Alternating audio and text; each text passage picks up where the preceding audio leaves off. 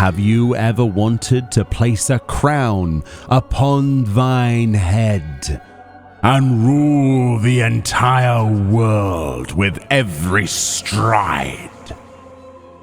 Then this is probably not for you. But anyway, the bare minimum requirements for this are as follows. If you're a new player, you might be like, how do I become a mentor? How do I get my crown? Well, we'll talk about what mentorship is all about in just a second, but the base requirements then, first of all, if you want to be a battle mentor, you need to have the following achievements.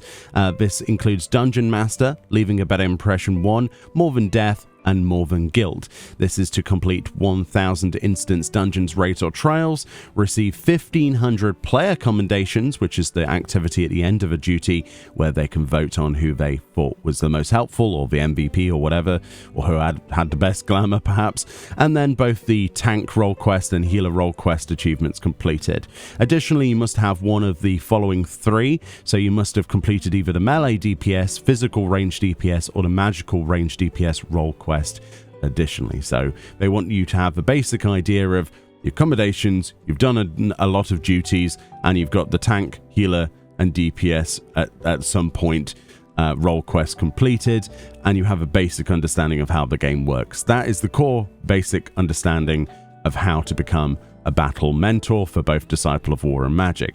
In terms of trade mentors then, which is Disciple of Handle Land, so crafters and gatherers, you need to catch or gather 300 collectibles, as well as synthesize 100 collectibles, so both for crafting and gathering there. And then additionally, you must be either a level 90 in miner, botany, or fishing. And also, additionally, a crafter needs to be at level 90, be that carpenter, blacksmith, armorer, goldsmith, leatherworker, weaver, alchemist, or culinarian. And that's the basic understanding of the requirements. Now, the game itself obviously tries to tell you that the mentorship program is more than just a crown. This is an agreement that you are signing up to help other players. You're supposed to provide gameplay advice for new adventurers and other players returning or otherwise, be an exemplar sort of representation for player etiquette in the game, and also to invite new players to the novice network, chat network, and answer questions and queries that might come up in that channel if no one else is. If you're not currently part of a novice network, you can leave it and join it as you desire. But if you're a mentor, there's a little button at the bottom of the chat box, as I've made it bigger here for you to see.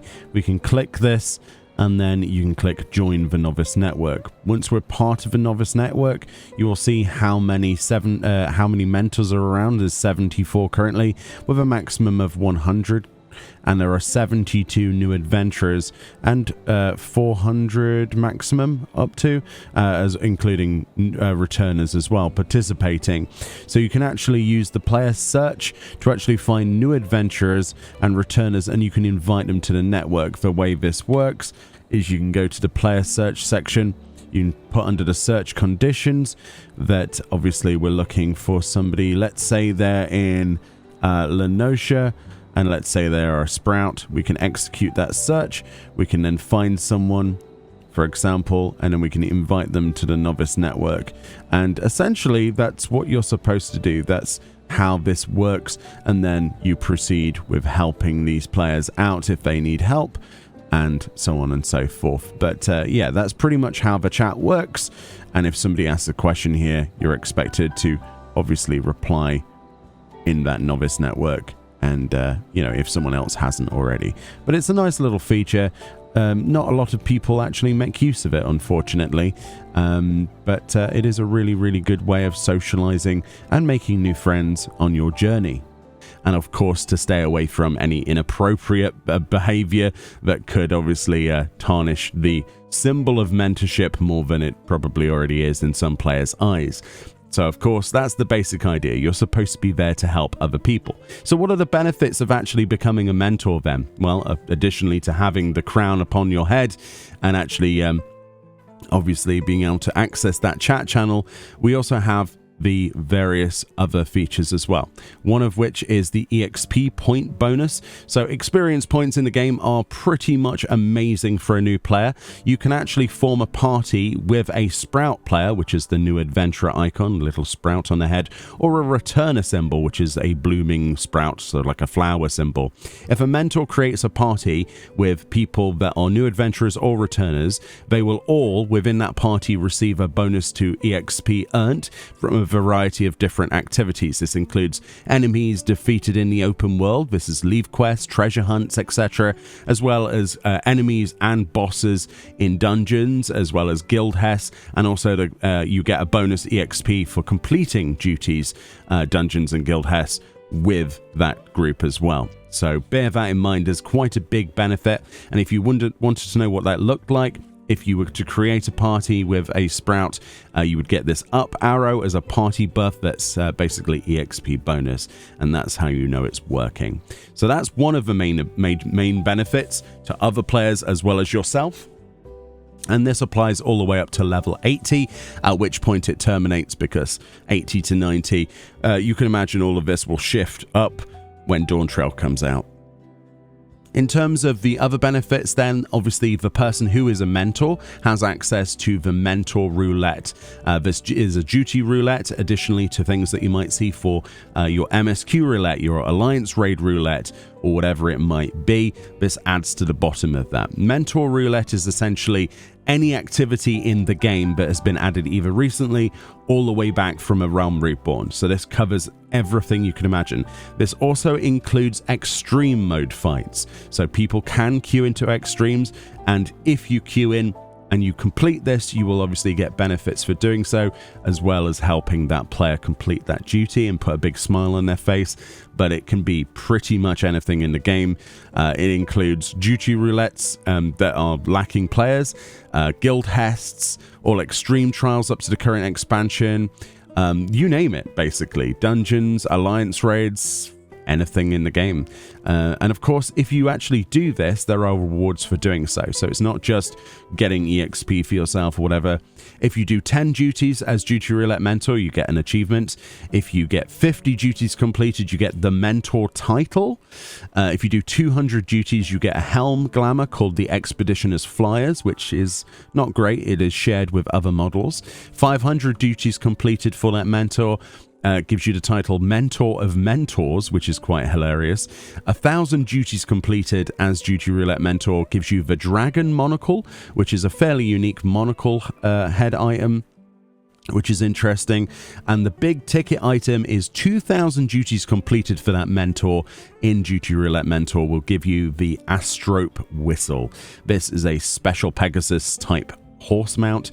There's not many people who have this because of the amount of time that takes, and I take my hat off truly to you if you are the person walking around on an Astrope, because at that point I think you've done your service helping new players out, and I think that's fantastic. It is a great reward. It is cool. I would like to see the Mentor Roulette rewards increased even further to encourage people to continue. Hopefully we see that in the future. And that's pretty much the basic benefits and what it's all about. It's all about trying to help other people, new players like yourself if you're watching this video and knew nothing about this, or returning players, or just generally to give the best impression of the game. So yeah, it makes you sign an agreement when you sign up for this. You can sign up at a Smith NPC if you find one. These can be in starting city states, as well as spread out through the starting areas of the games. For example, in the Shroud, you might see these, or in Limsas, or in Lenosha. As you're leveling up, you simply go to them, and then you can check the requirements and then agree to actually join if you do meet them. And then everything is unlocked. And to actually change the icon next to your name, you can basically press O or go into your social window, right click on yourself and edit your status.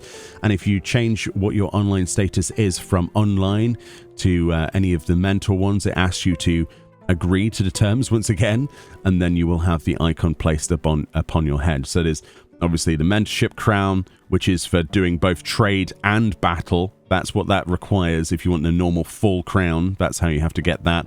And of course, obviously the battle ones are PvE, which is a sword, and then you've also got the tradecraft ones, which are obviously with a hammer, and PvP ones, which you can opt into, that has no requirements at the moment, just as an extra one you can choose, has a blue flag next to it, as well as the mentor crown. So if you want to specify what type of mentor you are, if players want to see those symbols, they can ask you questions about PvP or how to craft something. That's obviously a lot more helpful. And this also appears in chat as well. So yeah, that's pretty much the mentorship program in a nutshell. If you were wondering, why are people wearing crowns? How do I get mine? It's all supposed to be about encouraging new players to ask questions to these players and to engage with them. This is not always the case. Not all mentors are built equally, and you sometimes can see some unsavory things, unfortunately, to the point where memes have been created, such as calling it the Burger King crown. But yeah, don't be one of those guys. Do it if you want to help other people. But yeah, there's obviously no restriction on you just getting the crown, wearing it, and not doing any of that. But my recommendation is try to be as helpful as you physically can if you're going to use that, and don't do anything inappropriate whilst you're using it, because it just makes everyone else look bad. Anyway, there you go. Much love. Enjoy the rest of your day. Hopefully these videos are helpful, and I'll see you all next time. Bye-bye.